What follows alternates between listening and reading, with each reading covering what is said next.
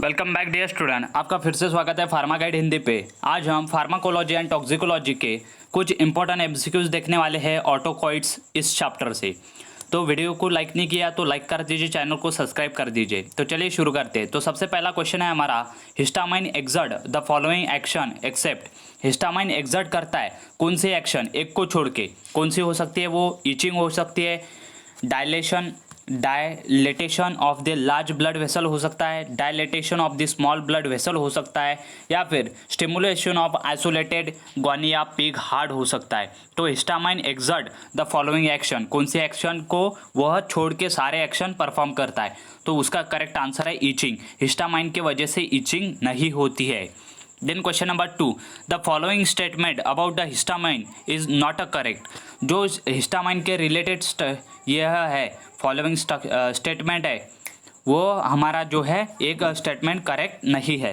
तो कौन सा हो सकता है वो? It is the sole mediator of immediate hyper sensitivity reaction, then it plays no role in the delay hyper sensitivity reaction, it serves as a neurotransmitter in the brain, या फिर all of the histamine receptor are couple with G protein.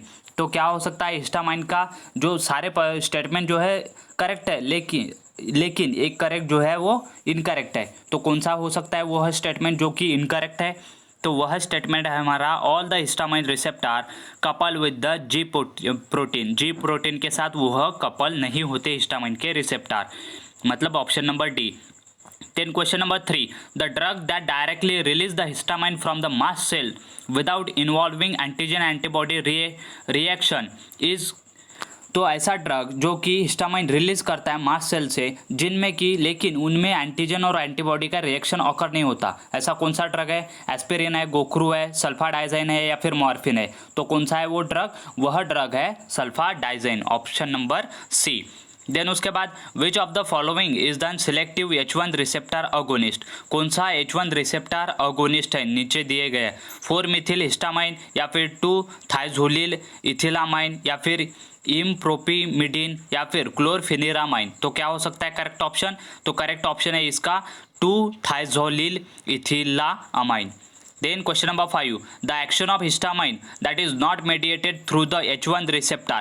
यह question आपके लिए, आप ध्यान से इसके जो है वो पढ़िए। ऑप्शन मैं भी पढ़ता हूँ कि the action of histamine that is not mediated through the H1 receptor is direct action, vascular smooth muscle causing dilation, then the release of EDREF from vascular endothelium resulting in vasodilation, या फिर bronchoconstriction, या फिर release the catecholamine from the adrenal medulla. तो क्या हो सकता है मुझे कमेंट करके ज़रूर बताना। Then question number 6, fall in the blood pressure cause by the large dosage of histamine is block by. जो फॉल होता है ब्लड प्रेशर में, कम होता है वो ब्लड प्रेशर जो कि लार्जर डोज दिया जाता है हिस्टामाइन का, वो क्या ब्लॉक करता है? H1 एंटाहिस्टामिनिक्स अलोन, या फिर H2 एंटागोनिस्ट अलोन, या फिर combination of H1 and H2 antagonist, या फिर नन ऑफ दिस।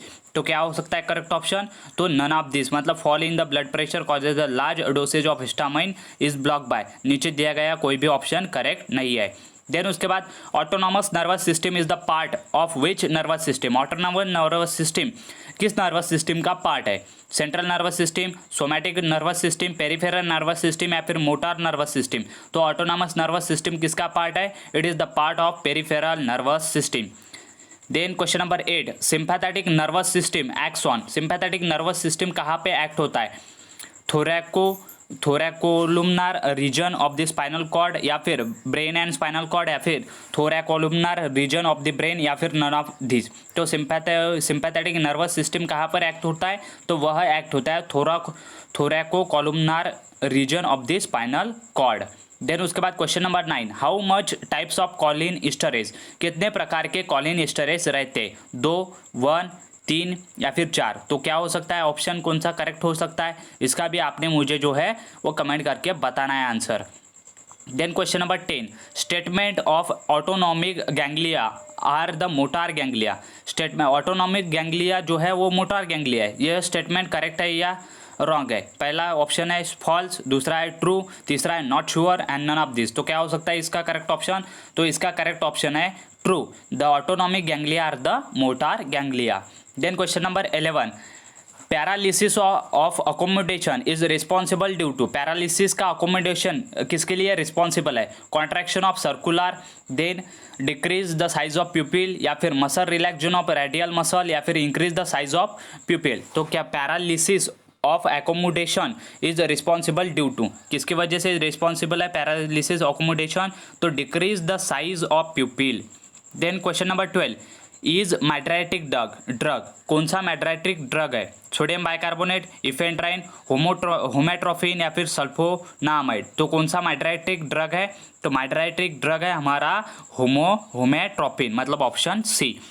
देन उसके बाद question number 30, indomethacin is diuretic है, मिसलेनियस है, थाइजाइड लूप डायूरेटिक है, या फिर पोटेशियम स्पैरिंग डायूरेटिक है? तो इंडोमेथासिन क्या है? Indomethacin is the diuretic. Then question number 14, how much the urine excrete out from the body is identified by using, कितने how much urine is excrete out from the body identified by using, कौन से test द्वारा यह पता चलता है हमें कि यूरिन हमारे बॉडी से कितना एक्सक्रीट हो रहा है? रीनल कॉन्सेंट्रेशन टेस्ट से, एचजीपीटी टेस्ट से, एचजीओटी टेस्ट से, या फिर वॉन विलेब्रांड टेस्ट से? तो कौन से टेस्ट से हमें पता चलता है कि कितना यूरिन हमारा डेली का लॉस हो रहा है, एक्सक्रीट हो रहा है? तो वह हमें पता चलता है रीनल कॉन्सेंट्रेशन टेस्ट से, मतलब option number A. Then one of the following is the false about the diuretic, diuretic के रिगार्डेड यह स्टेटमेंट रॉन्ग है, बिल्कुल ही रॉन्ग है। पहला है furosemide can cause hyperuricemia, या फिर acetazolamide is use in the treatment of glaucoma, mannitol is use to prevent the acute rise in intraocular, और eplerenone is a newer inhibitor of the renal epithelial. तो क्या हो सकता है correct option? इसका भी आपने मुझे जो है वो कमेंट करके बताना है answer. It is the false about the diuretic. Option देख लीजिए एक बार फिर से, furosemide can causes the hyperuricemia, acetazolamide is use in the treatment of glaucoma, mannitol is use to prevent the acute rise in the intraocular, then eplerenone is a newer inhibitor of the renal epithelial.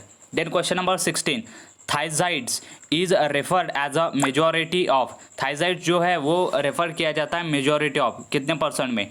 30%, 10%, 60 या फिर 90%। तो कितने percent में थाइजाइड refer किया जाता है majority of? It is majority of 60%, option C.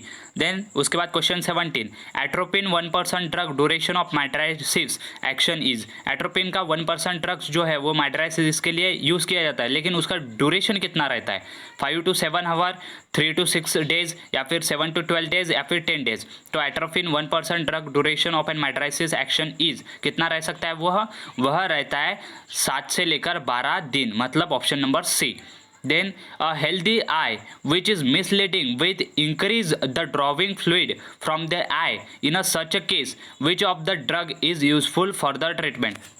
Healthy eye के which is misleading with increase the drawing fluid from the eye, in a such case which of the drug is useful for the treatment? अगर एक healthy I है और उसमें कुछ हमने दवाई डाली और उसके बाद जो है वो वहाँ से क्या हुआ कि वह जो है वहाँ से ड्रॉविंग, जो आँख से आंसू निकलते उनका जो है फ्लो इंक्रीज हो गया, मतलब मिसलीडिंग से गलती से उनमें आँखों में दवाई डाली गई। तो उसके लिए दूसरा ही ट्रीटमेंट के लिए दवाई कौन सी डाली जाती है? ग्लिसरॉल, पिलोकार्पिन, या फिर लैटोनोप्रोस्ट, या फिर साइक्लोपेंटोलेट।